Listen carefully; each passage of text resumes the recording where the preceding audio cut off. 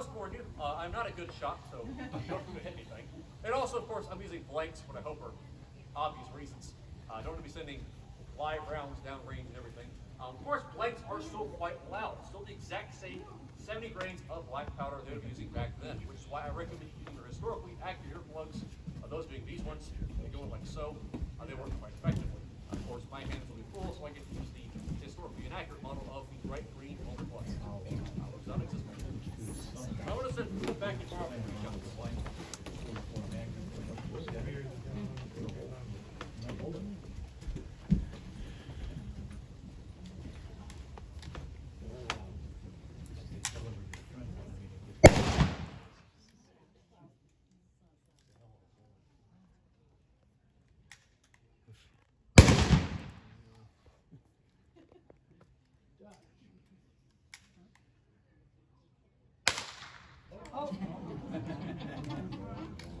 And that's what we call a misfire. Misfire. Well, bang. There we go.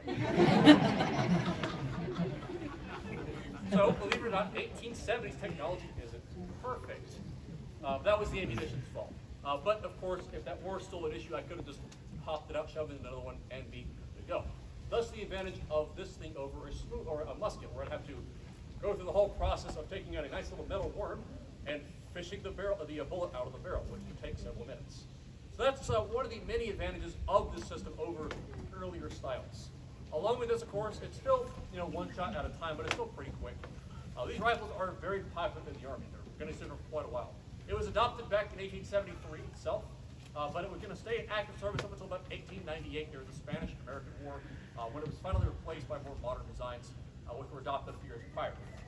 But there you go, folks. If you got any questions about the rifle or would like to, question me on my shooting skills, right down here.